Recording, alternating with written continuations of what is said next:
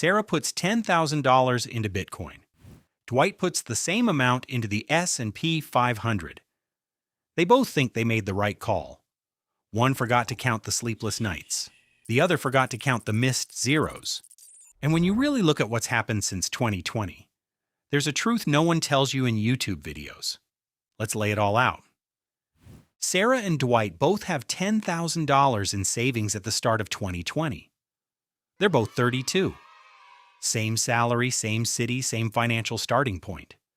The only thing separating them is what they do with those $10,000. Sarah spent 3 weeks reading Twitter threads, watching videos of guys in Lamborghinis talking about financial freedom, and seeing the word Bitcoin everywhere. She decides to go all in. No brokerage account, no complicated forms, just an app on her phone, a few taps. She buys at $7,200 per coin. She's in the game. She feels ahead of the curve. She feels smart. Dwight, on the other hand, read an article about index funds. It wasn't sexy, it wasn't exciting, but the idea was simple. Buy a tiny slice of the 500 biggest American companies in a single transaction and let time do the work. He opens a Fidelity account, puts in his $10,000, sets up a $200 per month automatic transfer, and goes back to watching his show. His coworkers ask him what he's investing in. He says, the S&P 500, they nod politely. Nobody's impressed. Day 1, Sarah has an Instagram story to post. Dwight has a confirmation email. It's not the same energy, but energy and math aren't the same thing. 3 months later, in March 2020, COVID hits the markets. Bitcoin collapses 50% in a single day. Sarah's $10,000 drops to $5,500. The S&P 500 falls 34% over a few weeks. Dwight is at $6,600. Both lose. Both are scared. Both wonder if they made a mistake. But neither of them sells, and that's the most important decision in this entire story. Not the choice of asset, not the timing, the fact that they didn't hit sell when everything was on fire. Because what happens next, nobody saw coming. End of 2020, Bitcoin closes the year at $29,374. Sarah hasn't added a single dollar since January. Her portfolio is worth $40,797. She did 4 times in 1 year, from $10,000. Dwight is at $14,682. He's put in $12,400 total. He's up 18%, which is an outstanding year for the S&P 500. But Sarah did 4 times. Her friends start asking her how to buy Bitcoin. End of 2021. Elon Musk tweets, Tesla buys Bitcoin. Institutions are coming in. FOMO is at its peak.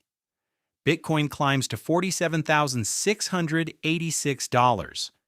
Sarah's portfolio is worth $66,231. She's 32 years old.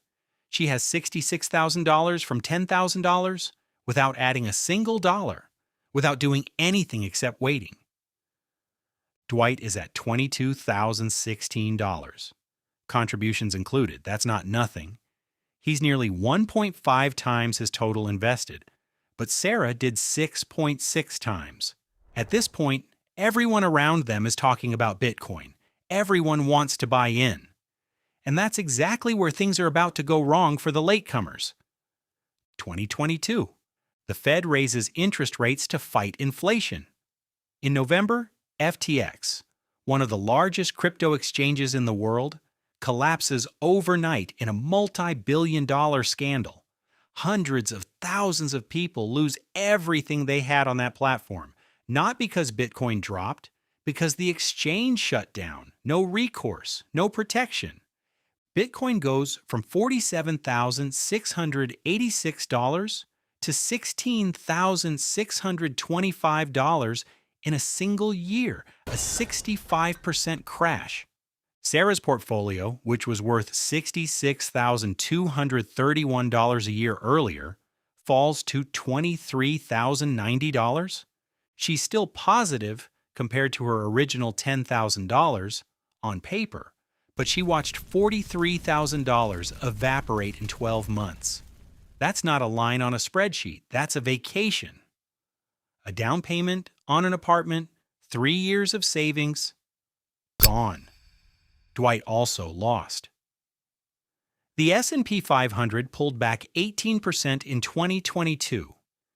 His portfolio goes from $22,016 to $19,914. He lost $2,000, not $43,000. For the first time since they started, the two are almost at the same level. Sarah at $23,090, Dwight at $19,914. Sarah's spectacular lead erased in a single year. But here's the real question nobody asks you at that moment. What does Sarah do now? Before we answer that, let's talk about what Bitcoin really costs you. And no, I'm not talking about the price in dollars. Volatility first. Bitcoin has lost more than 80% of its value at least 3 times in its history.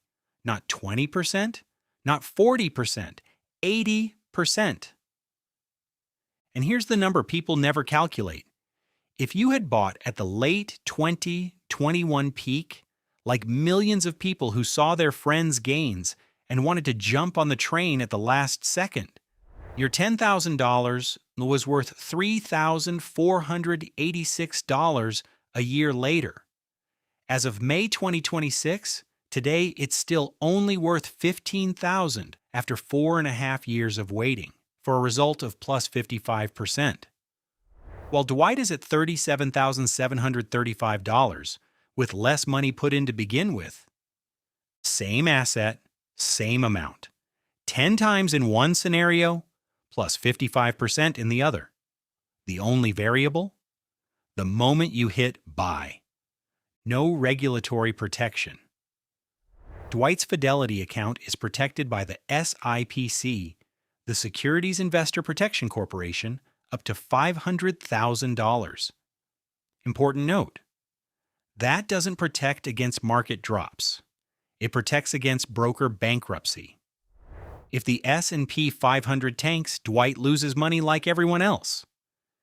But if Fidelity closed overnight, his assets are legally covered. FTX proved in 2022 that the crypto equivalent simply doesn't exist. Taxes. The IRS treats Bitcoin as property. Every sale is a taxable event. Every crypto-to-crypto trade is taxable. Dwight puts his money into a Roth IRA or his company's 401k. His gains grow tax-sheltered. Most crypto investors are completely blind to this tax gap, and it's massive. But let's be honest. If I only showed you Bitcoin's problems, I'd be doing exactly what the anti-crypto influencers do. Because Bitcoin has real arguments, backed by numbers, verifiable. Sarah held through 2022. She didn't sell. 2023. Bitcoin recovers plus 166%. Sarah's portfolio, $61,343. 2024. Bitcoin does another plus 112%. Sarah's portfolio, $129,762.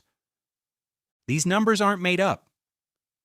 They're calculated from Bitcoin's actual year-end closing prices. In 2024, the approval of Bitcoin ETFs in the United States opened the institutional floodgates. Pension funds, asset managers, platforms like Fidelity itself started offering Bitcoin to their clients. This is no longer a niche asset for underground forums. It's an asset tens of millions of Americans hold today. The supply is capped at 21 million coins, forever, written into the protocol. The Fed can print dollars at will. Bitcoin can't. In a world where inflation eats away at savings, that matters. And over 10 years, Bitcoin's raw returns crushed the S&P 500. And it's not even close. Someone who put $10,000 into Bitcoin in early 2016 at $436 per coin and never sold has over $1 million today. No index fund did that over the same period. Nobody. Here's where Sarah and Dwight are in May 2026. Sarah, $102,500 from $10,000. Without adding a single dollar over 6 years. She survived a 65% crash. She watched $43,000 disappear. She held. And today she's 10 times her initial investment. Dwight, $37,735. He put in $25,400 total over 6 years. His net gains, $12,335. Solid, predictable, without a single sleepless night. In the scenario where Sarah held, she nearly tripled Dwight.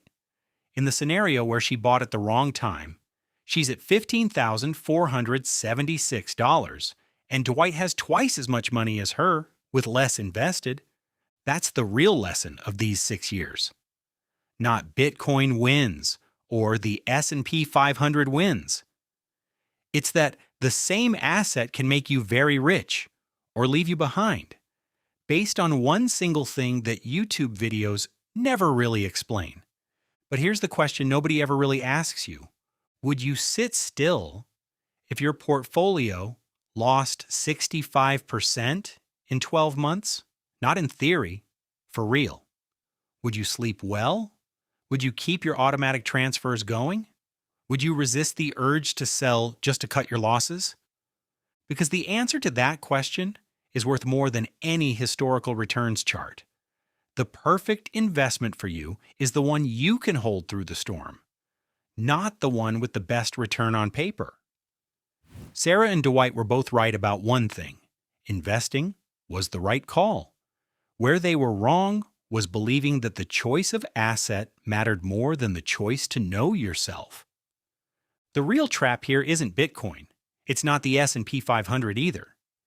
It's choosing one or the other based on what you saw in a YouTube video, what your coworker told you at the coffee break, or what prices are doing this week. Without ever asking yourself, what's my real risk tolerance? What's my time horizon? Am I investing or am I speculating? Those two words don't mean the same thing, and confusing them, that's where stories end badly. And if you're wondering what happens when you do both at the same time, a solid S&P 500 portfolio with a small Bitcoin allocation, that's a completely different conversation. And the numbers might change everything you think you know.